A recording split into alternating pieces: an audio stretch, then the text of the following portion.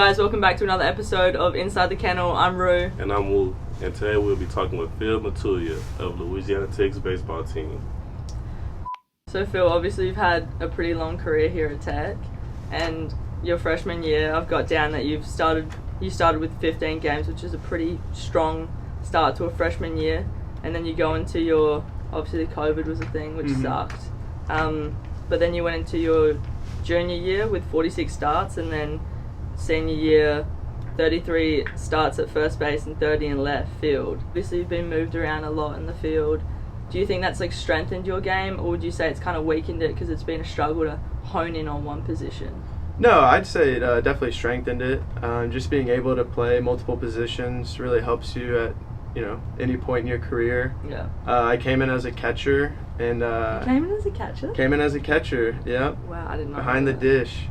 Had knee surgery that summer after my freshman year, and played outfield after that. And then we had I had to move over to first base last year. Yeah. Just to fill in the role because we had a lot of outfielders and not a lot of first basemen, and so I filled that role and picked it up pretty easily. Would you say it was obviously you want to go to the MLB, that's the ultimate goal. Would you say that's a more desirable trait, that now they know that you are so dynamic and that you have played in so many positions? Do you think that's going to help you in the future process of obviously getting drafted? Yeah, no, I think so. It can't hurt you.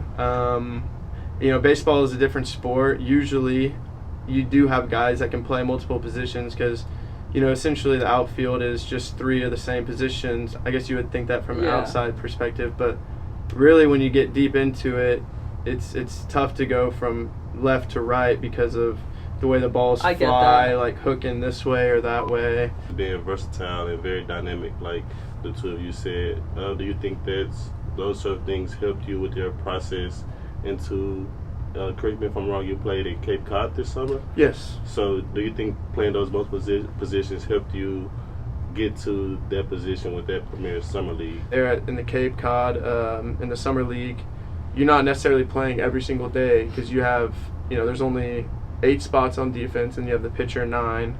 And we probably had 15 position players or so. Right. So there's guys that are sitting, and they usually do a pretty good job of rotating guys in. But on those days that I was sitting, and our first baseman needs an off day, they can throw me at first base. Right. So I was able to get a little more playing time. Yeah. Just having the adaptability to play multiple positions. Exactly. So it helped me up there with that, and just being able to get as much playing time and as great of an experience as I could. Okay. Obviously you've been here, like I've said previously, a few years now. What are some of the major challenges you reckon you've faced in your career so far? One thing, like I mentioned earlier, was knee surgery in my freshman year. Yeah. That was a huge challenge that I faced early on. It was the Macy procedure, so I had broken some cartilage under my kneecap, and that was, I guess, due to the catching and just overuse. But so that was, that was a long recovery, about a year for that recovery. I need a question. Yeah. If you were a superhero, who would you like to be, or what powers would you like to have? I guess I would like to have super strength, so like Mr. Incredible in a sense. Oh. I'd like to get big in the weight room. What about breathing underwater or flying? No. That would be cool too. No, all those are great. The super one. strength. Oh yeah. This is actually a great question. What's the best advice you've ever been given? Wow, that's a loaded question. It is a loaded question. Best advice I've ever been given. Okay, so from an early age, my dad kind of taught me everything about baseball and stuff like that. And one thing that he said, and that it's actually a slogan for a travel team in Houston. Yeah. And the slogan is if you hit, you don't sit. So I feel like that was probably. Like that. I mean, if you can hit, you're gonna play. Yeah. And now I've kind of taken that, as long as I can hit, they're gonna find a spot for me on the field, right? Yeah. And just move me around or wherever. So. Well, you make yourself valuable. Before we let you go, I would like to know, what is your fondest memory being here at Louisiana Tech in your year? Fondest memory. That's a tough one. It's a good one. Because there's so many, right? Oh, exactly. I'll give you two. So 21 season, hosting the regional was an absolute thrill.